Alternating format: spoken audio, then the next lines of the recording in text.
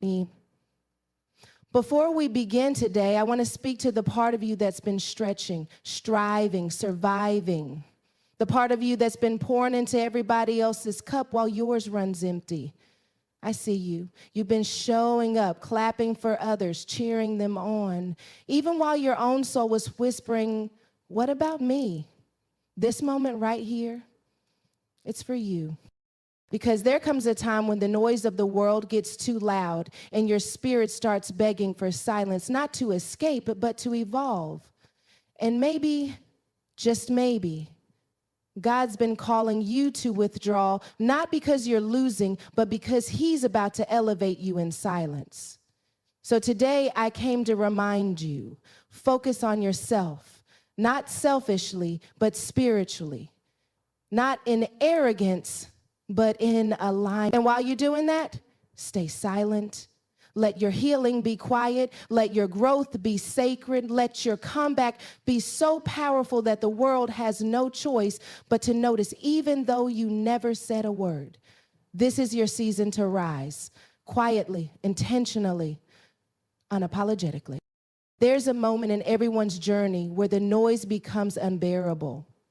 Not just the external chatter, but the internal doubt, the expectations, the pressure to be something, to prove something, to show the world that you're doing fine, even when your world is quietly crumbling.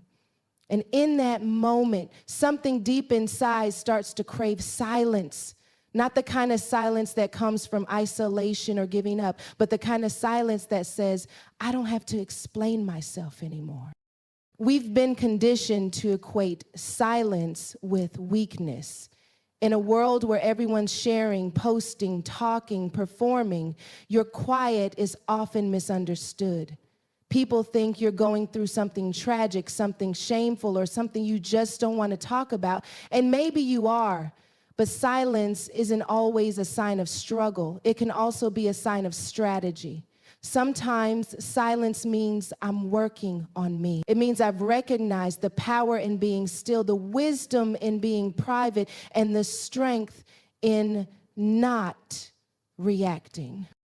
Because here's the truth, not everything deserves your energy. Not every battle requires your sword. Not every critic deserves a response. And not every breakthrough needs an announcement. Sometimes your growth will confuse people, and that's okay. You don't owe anyone an explanation for choosing peace over performance. There is divine power in restraint. There is divine discipline in choosing to move in silence while the world waits for your next move. You see, when God is doing something deep in your life, he often does it in the dark. Just like seeds are planted underground, your transformation doesn't need an audience. You don't need to post your process. You don't need to convince anyone that you're changing. Just change, just become, just evolve. Because the loudest breakthroughs often begin with the quietest decisions. Decisions to step back, to shut up, to stop proving and start protecting your peace, protecting your mind, protecting your heart. Let's talk about Jesus for a moment. Even he in all his power often withdrew to be alone, not because he was afraid, not because he lacked strength, but because he understood the value of silence. He understood the necessity of stepping away from the crowd to reconnect with the Creator.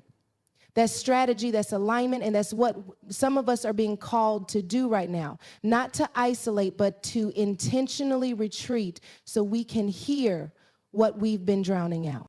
Silence gives you the space to hear God clearly. It gives you the room to rediscover yourself without the distortion of opinions and outside influence. In silence, you begin to realize what matters, what drains you, what fulfills you. You realize that some of the people you were trying to impress weren't even paying attention. You realize that some of the noise you were responding to was never your battle to begin with. And you realize that your value was never in your volume. It was always in your vision. But let's be real, silence is hard. Especially when you've been conditioned to be loud, when you've been raised to hustle, to speak up, to clap back, to defend yourself, to always have a comeback. Choosing silence feels like surrender, but it's not. It's a reset. It's a holy pause.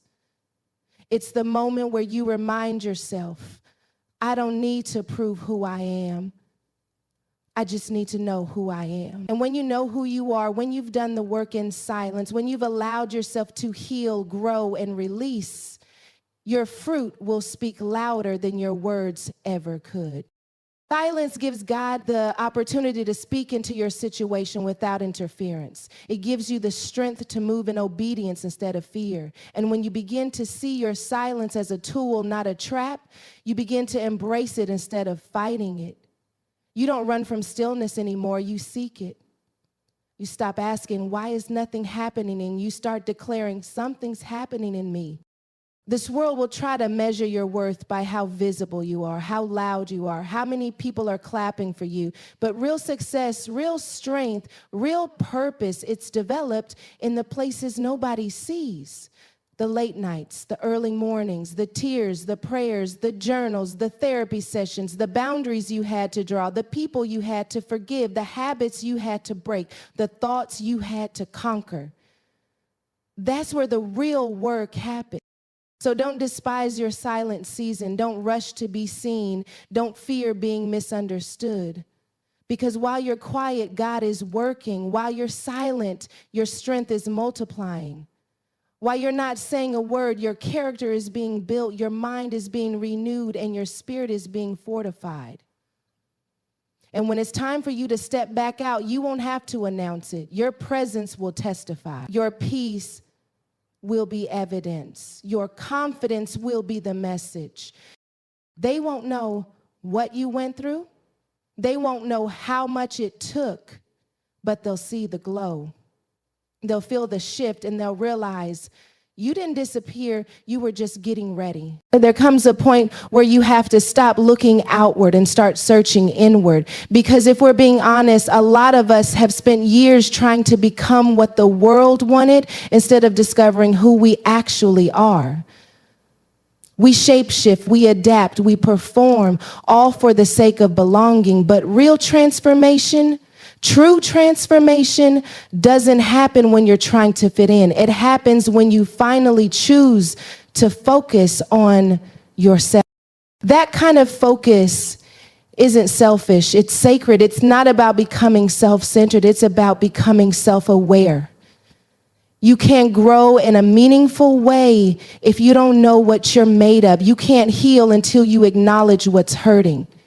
You can't be strong for others until you've learned how to be strong for yourself. And that kind of strength doesn't come from pretending everything's okay. It comes from sitting with the truth, even when it's uncomfortable. It comes from pulling back the layers and asking, who am I really and what have I been running from? Sometimes we get so caught up in helping everyone else that we forget we need help too.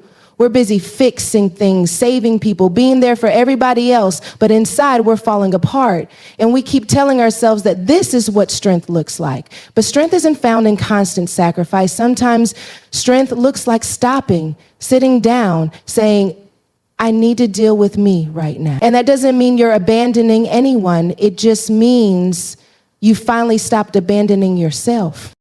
Focusing on yourself means asking the hard questions. What do I need to unlearn? Who am I when I'm not performing? What parts of me are authentic? And what parts were created just to survive? It means taking responsibility for your healing, not waiting for an apology, not waiting for validation, not waiting for someone to finally see your worth. It means standing in front of the mirror, spiritually, emotionally, mentally, and saying, I choose me, not because I'm perfect, but because I'm worth the work. There's a reason so many of us avoid self-focus. It forces us to confront the things we've buried, the insecurities we mask, the trauma we normalize, the bitterness we disguise as strength. But ignoring those things won't make them disappear. It just delays your freedom. And you can only move forward in life when you stop dragging around what you refuse to face. Sometimes feeling looks like confronting the version of yourself you created to survive, and then choosing day by day to become the version of yourself you were always meant to be. Self-focus requires discipline. It's easier to scroll than to sit in silence. It's easier to gossip than to grow. It's easier to distract yourself with someone else's life than to deal with your own. But distractions delay destiny, And there's a version of you on the other side of self-focus that you haven't even met yet. She's grounded, she's peaceful, she's not perfect, but she's powerful. And she's been waiting on you to stop running. One of the most dangerous lies we believe is that we'll focus on ourselves later, after the kids are grown, after the degree is done, after the heartbreak wears off, after things settle down. But life doesn't wait. Your peace doesn't wait. The healing you need, the purpose you crave, the clarity you seek, they're not found in after, they're found in now, in this moment, in this choice.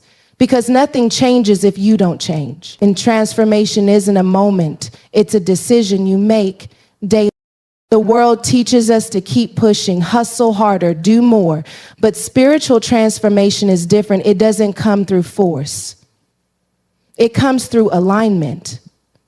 It comes through being present with yourself, honest with yourself, gentle with yourself. It comes from saying, I'm not competing with anyone. I'm not chasing anyone. I'm not trying to be anyone else. I just want to be me fully, freely, and unapologetically. And let me tell you something. Focusing on yourself will cost you. It'll cost you the comfort of pretending. It'll cost you relationships that were built on your dysfunction. It'll cost you applause that came from performance. But what you gain in return? Peace, purpose, wholeness. When you start to focus on yourself, you stop settling. You stop tolerating what drains you. You stop shrinking to make others comfortable. You stop explaining your boundaries. You start honoring your intuition. You start choosing joy on purpose. You start creating a life that actually feels like yours. Sometimes we're afraid to focus on ourselves because we don't know who we'll find. But what if the version of you that you've been avoiding is the version that's actually capable of building the life you dream about? The version that's confident, healed, whole, and in tune with her creator? What if self-focus isn't the end of who you were? It's the beginning of who you're becoming. There's a shift that happens when you start to choose yourself in a sacred way. You stop operating from wounds and start operating from wisdom. You stop asking for permission and start walking in purpose. You stop showing up out of obligation and start showing up from overflow. You stop asking, do they like me? And start asking, do I like me? Because you can spend your whole life trying to impress others and still feel empty. Or you can start focusing on yourself and finally feel full. And focusing on yourself doesn't mean doing life alone. It just means doing it differently. It means surrounding yourself with people who hold you accountable to your healing, people who challenge your growth, not your worth, people who don't just clap when you win, but walk with you while you're working. Because when you focus on yourself the right way, you start attracting better. You start expecting better. You start becoming better, not for them, not for the applause, not for the likes, but for you, because you're the one who has to live with the choices you make and the person you become. We live in a time where visibility is mistaken for value, where being seen, liked, followed, and applauded has become the currency of worth, where the world tells you that if no one's watching, then nothing meaningful must be happening. But real growth doesn't happen in the spotlight. It doesn't happen when the cameras are on and the applause is loud. Real growth happens in the shadow. It happens in the solitude when nobody's checking for you, when nobody's asking what you're working on, when nobody's validating the quiet decisions that are changing everything. Some of the most powerful transformations take place in seasons where you feel invisible. It's in those moments of obscurity that God does his deepest work, because when nobody's watching, you can stop performing. You can stop pretending. You can stop carrying the pressure of looking okay while you're breaking on the inside. Solitude strips all that away. It leaves you with just yourself and your creator, and that's where the real work begins. Growth is not about becoming louder, it's about becoming rooted. And you can't develop roots when you're always reaching for outside approval. You can't deepen your identity while you're still addicted to attention. You can't build anything lasting when your foundation is other people's opinions. That's why solitude is not punishment, it's preparation. God will pull you away, not to hurt you, but to heal you. Not to isolate you, but to insulate you. Not to leave you behind, but to build something within you that can't be shaken when you step forward again. But solitude is uncomfortable. It forces you to confront the silence, the stillness, the parts of you that haven't had space to speak. It forces you to feel the things you've numbed with noise, the pain you've drowned in busyness, the trauma you've buried under achievement. But those things don't disappear just because you avoid them. They only lose their power when you face them. And solitude gives you the space to do just that, to look your fears in the eye, to grieve what you lost, to release what no longer fits, and to reclaim what you forgot about yourself along the way. We often seek validation because we're unsure. We want someone to tell us we're on the right path, that we're enough, that we're doing okay. But growth requires you to develop internal assurance, to trust your process when no one's clapping, to believe in your calling when no one's confirming it, to keep building even when it feels like no one notices. Because if your growth depends on validation, then it's not really growth, it's performance. And performance can only take you so far. It burns you out, it drains you, it leaves you empty, constantly looking for the next hit of approval to feel whole again. But when you grow in solitude, you start to realize that you don't need permission to evolve. You don't need everyone to understand. You don't need the crowd to agree. All you need is clarity. Clarity about who you are, who you're becoming, and what you're no longer available for. That clarity comes in the quiet. It comes when you stop trying to be everything for everyone and start focusing on becoming aligned with who God called you to be. Solitude teaches you discernment. When you're alone, you learn the difference between your voice and everyone else's. You stop mistaking noise for direction. You stop mistaking affirmation for alignment. You begin to filter your decisions through purpose instead of popularity. You realize that just because something looks good doesn't mean it's good for you. You stop saying yes to things just to feel included. You stop showing up for roles that aren't meant for you. You stop entertaining situations that make you shrink just to feel seen. In solitude, you develop the kind of confidence that can't be shaken, not because everything is going right, but because you've survived everything that went wrong. You start to see that the things that were meant to break you actually built you, that the loneliness didn't destroy you, it refined you, that the silence didn't bury you, it grew you. And when you walk out of that season, you're not looking for applause anymore. You're walking with authority. You're no longer available for chaos. You're not desperate for a seat at the table because you've realized you are the table. Validation feels good, but it's fleeting. You can be praised one day and forgotten the next. But what you build in solitude is lasting. It's real. It's not tied to trends or followers or algorithms. It's tied to truth. It's rooted in your identity. And when your growth comes from that place, you become unshakable. You don't need the world to crown you because God already called you. You don't need people to understand your process because you've already accepted your purpose. Growth in solitude also teaches you patience. It shows you that not everything needs to happen fast.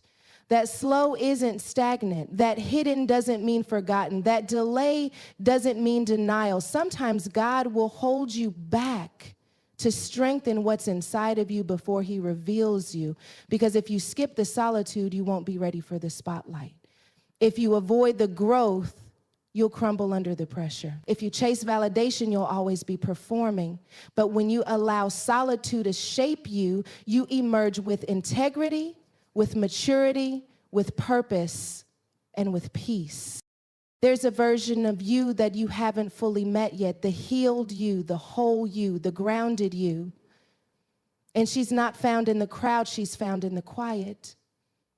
She's uncovered in the stillness. She's waiting for you to stop seeking approval and start seeking truth. She's waiting for you to stop proving and start becoming. And once you meet her, you'll never go back to begging for validation from people who were never meant to define you. There's something sacred about your energy. The way you love, the way you show up, the way you pour into others, the way your presence shifts a room, that energy is more than personality. It's power. It's purpose. It's a reflection of everything God has deposited into you. And when something is sacred, it's not supposed to be handled carelessly. It's not supposed to be accessed by just anyone. But for many of us, we've been giving sacred energy to people who haven't earned sacred. And then we wonder why we feel depleted, disconnected, and out of alignment. Your energy is not infinite. Your time, your emotional bandwidth, your spiritual capacity, these things have limits. And when you live like they don't, you end up exhausted, you end up burned out, you end up giving your best to everything and everyone else with nothing left for yourself. We've been conditioned to believe that being everything to everyone is strength. But real strength is knowing when to say no. Real strength is honoring your capacity. Real strength is having boundaries that protect your peace, not just your schedule. Boundaries are not walls, they're clarity. They say, this is where I end and this is where you begin. This is what I can give and this is what I no longer allow. They're not punishments, they're protection. And when you start seeing your energy as sacred, you stop apologizing for protecting it. You stop explaining why you're not available for every request, every event, every crisis. You start realizing that saying no to others is often saying yes to yourself, yes to your healing, yes to your growth, yes to your peace. For a lot of us, our biggest breakthroughs didn't come from doing more. They came when we stopped overextending ourselves for people who only called when they needed something. They came when we stopped allowing our kindness to be exploited, when we realized that love without boundaries becomes self-betrayal, that being loyal to dysfunction isn't love, it's fear. Fear of being alone, fear of rejection, fear of not being liked. But fear can't be the foundation for your relationships, because anything built on fear will eventually collapse under truth. It's not your job to be everything for everyone. It's your job to be faithful to who God created you to be. And you can't do that if you're constantly distracted, constantly drained, constantly saying yes to things that are slowly eroding your soul. Boundaries aren't just about time management, they're about identity management. They help you stay in alignment with your purpose. They help you discern who belongs in your inner circle and who's just passing through. They help you recognize which relationships water you and which ones wither you. You start to realize that not everyone deserves access to the deepest parts of you. Some people are only supposed to know the public version of you, the encouraged version, the inspired version, not because you're being fake, but because access has to be earned through trust, consistency, and mutual respect. Not everyone can handle your truth. Not everyone can hold your vulnerability, and that's okay. You're not required to be transparent with people who only show up for the highlight reel but disappear during the hard chapters. And let's be honest, some of the people we're trying to keep close are the same ones draining our energy the most. They don't honor your boundaries because they were never comfortable with your becoming. They were fine with the version of you who was always available, always rescuing, always giving, but the healed you, the aware you, the version of you that says, I love you, but I'm no longer available for dysfunction, that version disrupts everything they benefited from. That version scares people who were counting on your silence to continue manipulating your spirit. But you weren't created to carry everyone's burdens. You weren't called to sacrifice your sanity in the name of love. There is nothing holy about being drained. There is nothing noble about being constantly exhausted. Even Jesus had boundaries. He withdrew from the crowds. He said no to certain requests. He chose solitude over popularity, not because he didn't care, but because he knew the weight of his assignment required rest, focus, and divine protection. And if Jesus needed boundaries, So do you. We often feel guilty when we start setting boundaries. We fear we'll lose people, that they'll be upset, that we'll look selfish. But anyone who's offended by your healing was never aligned with your wholeness. People who love you well will respect the space you need to grow. They'll adjust. They'll honor your yes and your no. They'll meet you where you are without manipulating you into staying where you've been. And if they don't, that's information. That's clarity. That's confirmation that the boundary was necessary. There's a peace that comes when you stop living at the mercy of other people's demands, when you wake up and your schedule isn't dictated by guilt, when your mind isn't spinning from overcommitting, when your body isn't breaking down from chronic stress. That peace isn't random. It's a byproduct of protected energy. It's the reward of discipline. It's what happens when you stop trying to be superhuman and start allowing yourself to be whole. Boundaries also help you discern where to sow your energy. Not every opportunity is a calling. Not every request is an assignment. Not every crisis is your responsibility. Some of the chaos you've been stepping into was never yours to carry. And if the enemy can destroy you, he'll distract you. He'll keep you busy helping everyone else become while you stay stuck in cycles of depletion. But God is calling you out of that. Not to be less loving, but to be more intentional. To steward your energy like the sacred resource it is. When you protect your energy, you show God that you're ready for more. You demonstrate that you can handle the weight of your next level. That you're not just hungry for elevation, you're prepared for it. Because the next version of you doesn't just need faith, she needs focus, she needs clarity, she needs a rested body and a clear mind. She needs space to breathe, to listen, to hear God without the interference of noise disguised as obligation. There will be people who don't understand your boundaries, who think you've changed, who accuse you of being cold, distant, unavailable, but you're not being cold, you're being cold. You're not being distant, you're being developed. You're not uninterrupted. And people who are used to your lack of boundaries will always be uncomfortable with your healing. That's not your burden to carry. You didn't come this far to keep sacrificing your peace for people who wouldn't even notice if you lost yourself trying to please them.